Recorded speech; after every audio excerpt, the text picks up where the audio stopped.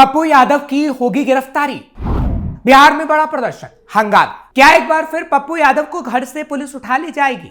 क्या एक बार फिर पप्पू यादव को बेऊर जेल में रहना पड़ सकता है? यह सवाल इसलिए क्योंकि पप्पू यादव इस बात को खुद ही अपनी जुबान से कह रहे हैं। मौका था नीट छात्रा मौत मामले का, जब प्रदर्शन हो रहा था। खुद इस प्रदर्शन में पप्पू यादव शामिल हुए और पीड़िता के परिवार के साथ इंसाफ की मांग की। लेकिन इस बात का भी पप्पू यादव ने खुलासा किया कि कभी भी उनकी गिरफ्तारी हो सकती है। पर क्या वाकई एक बार फिर ऐसा होगा और पप्पू यादव जेल की सलाखों के पीछे होंगे? ये बड़ा सवाल है। नमस्कार, कैपिटल टीवी का खास शो विभाग सवाल देख रहे हैं आप। मैं हूं आपके साथ हर्ष भारद्वाज।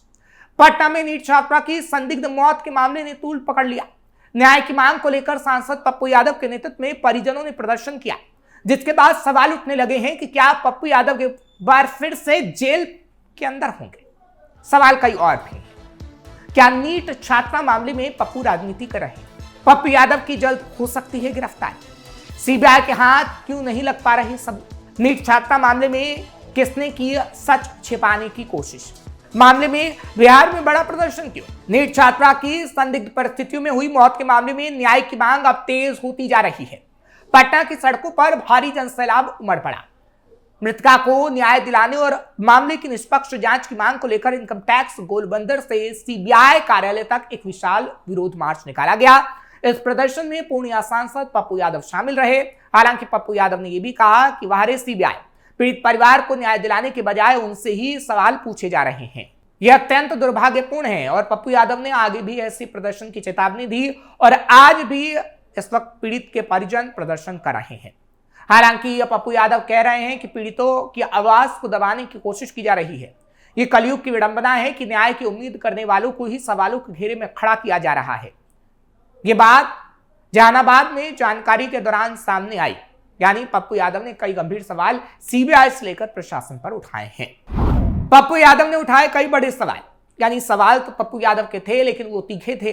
पप्पू यादव कह रहे थे कि बेटियों के सम्मान और सुरक्षा की लड़ाई किसी भी परिस्थिति में कमजोर नहीं पड़ेगी।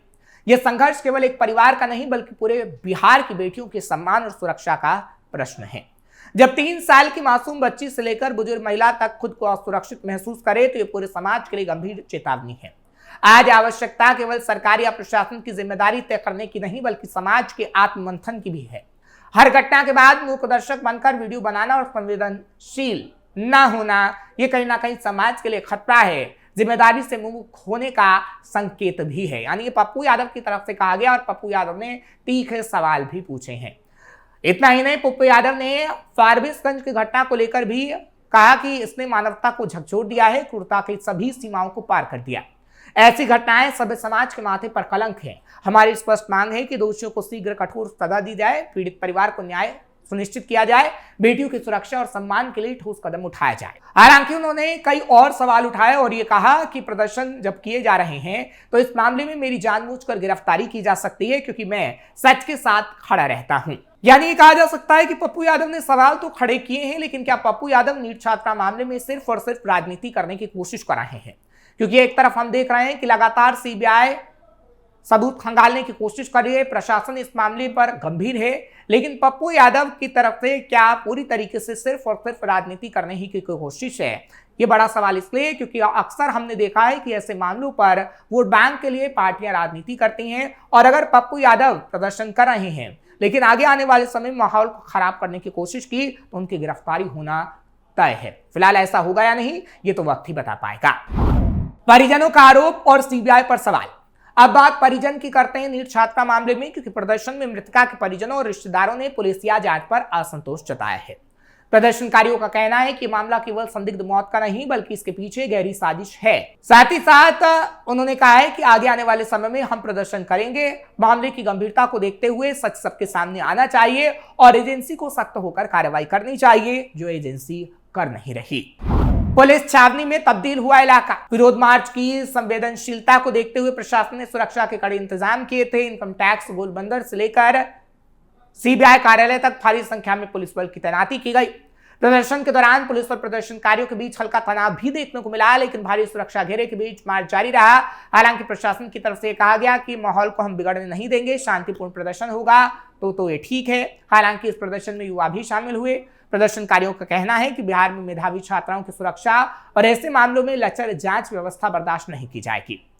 नीट छात्रा की मौत के मामले में अब तक सीबीआई की ओर से चार्जशीट पेश नहीं की गई है, जिससे परिजनों और समाज के लोगों में आक्रोश बढ़ गया है। मामला जिस तरीके से सीबीआई को सौंपा गया है और सीबीआई इस वक्त कोर्ट में सवालों के जवाब नहीं दे पा रही है, उससे लोग नाराज हैं और कहा गया है कि लगातार ऐसे मामलों में प्रदर्शन किया जाना बहुत जरूरी है, क्योंकि प्रशासन जब मामले में लीपापोती करे, एजेंसी जब मामले को दबाने की कोशिश करे, तो कहीं ना कहीं ऐसे आंदोलन और तेज होंगे। और ये पटना में ही नहीं, बिहार के अलग अलग इलाकों में ऐसे ही विरोध प्रदर्शन किए जाएंगे। यानी आक्रामक रूप ये कहा जा सकता है कि परिवार का देखने को मिला, और तो और जो सामाजिक कार्यकर्ता वहां मौजूद रहे, उनकी तरफ से भी न्याय की मांग लगातार पीड़िता के लिए हो रही है।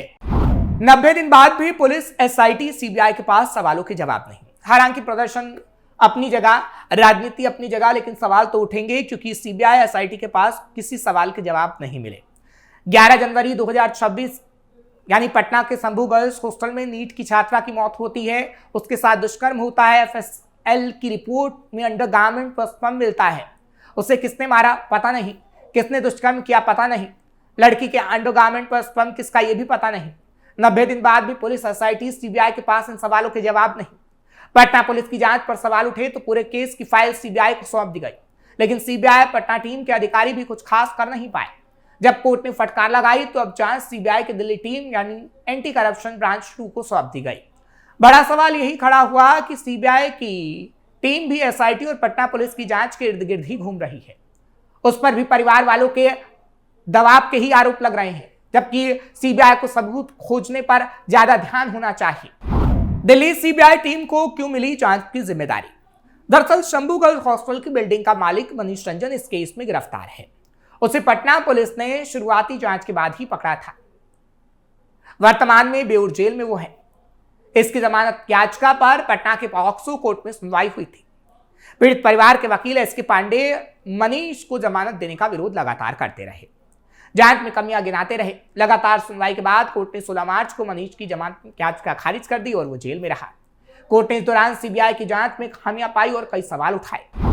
दिल्ली सीबीआई टीम को जांच देने की 7 वजह क्या थी? अब आपको वो 7 वजह भी बताते हैं कि क्यों सीबीआई को जांच सौंपी गई। दरअसल पॉक्सो धारा तक नहीं जोड़ी गई जांच की शुरुआती कमी। जब सीबीआई ने चित्रगुप्त नगर थाने की एफआईआर टेक ओवर की, तभी सबसे बड़ी चूक यही रही कि पॉक्सो की धारा नहीं जोड़ी गई, जबकि मामला नाबालिग से जुड़ा था और शुरुआत से ही दुष्कर्म की आशंका जाहिर की जा रही थी। कोर्ट ने इस पर सख्त नाराजगी जताई। बाद में राज्य सरकार को अलग से नोटिफिकेशन जारी करना पड़ा। यहीं से पता चलता है कि पटना सीबीआई टीम भी एसआईटी की तरह मामले की गंभीरता समझने में चूक गई। मुख्य आरोपी मनीष रंजन से पूछताछ तक नहीं। मामले में गिरफ्तार बिल्डिंग मालिक मनीष रंजन को परिजन लगातार मुख्य आरोपी बता रहे थे। वो जेल में था, आसानी से उपलब्ध था। इसके बावजूद सीबीआई ने उससे पूछताछ तक जरूरी नहीं समझी। कोर्ट में जब पूछा गया तो जवाब मिला, हमें इसकी जरूरत ही नहीं पड़ी। इस जवाब पर खुद कोर्ट ने नाराजगी जाहिर की, यहां तक कि कहा कि जिसके यहां घटना हुई उससे आपको पूछताछ तक की जरूरत महसूस ही नहीं हो रही है। सीबीआई का यह जवाब खुद जांच की दिशा पर सवाल खड़े करने वाला था। लोकेशन और कॉल डिटेल की जांच नहीं। वहीं घटना के दिन मनीष कहां था, ये केस का सबसे अहम सवाल था, लेकिन सीबीआई ने ना तो टावर लोकेशन जांची, ना कॉल डिटेल खंगाली। कोर्ट में खुद एजेंसी ने कहा कि 8 मोबाइल जब्त किए गए, लेकिन डिजिटल ट्रैकिंग ही नहीं हुई। आज के दौर में जब हर जांच का आधार डिजिटल साक्ष्य है, तब ये लापरवाही दिखाती है कि जांच कितनी कमजोर रही। एसआईटी की थ्योरी के इर्द गिर्द ही घूमती रही जांच। पटना सीबीआई की जांच पूरी तरह एसआईटी की थ्योरी के आसपास ही घूमती दिखाई दी। उसने स्वतंत्र जांच एजेंसी की तरह नए एंगल नहीं तलाशे, बल्कि उसी दिशा में आगे बढ़ती रही जिसमें पहले से पटना पुलिस और एसआईटी खामियां छोड़ चुकी है। इससे ये धारणा बनी कि सीबीआई ने जांच को रीसेट करने की बजाय वही पुरानी लाइन पकड़ ली, जिससे केस और उलझ गया। पुलिस वालों ने खुद सीबीआई पर भी दबाव बनाने के आरोप लगाए। छात्रा के पिता ने कहा कि सीबीआई भी पटना पुलिस की तरह हमसे ही जवाब मांग रही है और ये दबाव बना रही है कि आप कह दें कि उसने सुसाइड किया था। कोर्ट के सवालों का ठोस जवाब नहीं दे पाई सीबीआई। वहीं पॉक्सो कोर्ट में सुनवाई के दौरान जब सीबीआई से सवाल पूछे गए, आरोपों की भूमिका क्या थी, क्या किसी की लोकेशन मैच की है, अभी तक की जांच रिपोर्ट का स्टेटस क्या है, तो पटना सीबीआई के पास कोई जवाब ही नहीं था। कोर्ट को बार बार अधूरी जानकारी मिल रही है। यही वजह रही कि कोर्ट ने खुद जांच पर सवाल उठाए। जांच की स्पीड में कमी, कपड़ों पर स्पर्म किसका? सीबीआई से उम्मीद होती है कि वो मामले को तेजी से आगे बढ़ाएगी, लेकिन यहां भी वही पैटर्न दिखा जो एसआईटी में था। 12 फरवरी को जांच टेक ओवर करने के बाद भी कोई अतिरिक्त जानकारी सामने ही नहीं आ पाई है। यहां तक कि सीबीआई ये भी नहीं बता पाई कि लड़की के कपड़ों पर स्पर्म किसका था, वो दरिंदा आखिर कौन था जिसकी ना तो अब तक गिरफ्तारी हो पाई है। यहां तक कि सीबीआई ने एम्स की रिपोर्ट भी नहीं मंगाई, जिस पर एसआईटी की पूरी जांच टिकी हुई थी। बढ़ते दबाव के कारण जांच शिफ्ट कर दी गई। मामला पहले से ही संवेदनशील था। मीडिया में लगातार सीबीआई की कमजोर जांच, परिवार वालों के गंभीर आरोप, कोर्ट की नाराजगी को देखते हुए जांच को दिल्ली सीबीआई को शिफ्ट कर दिया गया। अब नए आईओ मामले की जांच करेंगे और कर भी रहे हैं, लेकिन अभी तक कोई सबूत सामने नहीं आ पाए हैं जिसको लेकर सवाल उठ रहे हैं। हालांकि राजनीति तो बखूबी हो रही है, लेकिन सीबीआई पर सवाल तो उठेंगे ही, क्योंकि सीबीआई अगर सबूत कोर्ट को देती तो कहीं ना कहीं ये सवाल नहीं उठते, लेकिन कोर्ट में जवाब नहीं दे पा रही है और कोर्ट से सिर्फ और सिर्फ वो समय मांग रही है। फिलहाल आपको ये खबर कैसी लगी कमेंट सेक्शन में जरूर बताएं। खबर को लाइक शेयर करें, कैपिटल टीवी को सब्सक्राइब करना मत भूलिएगा।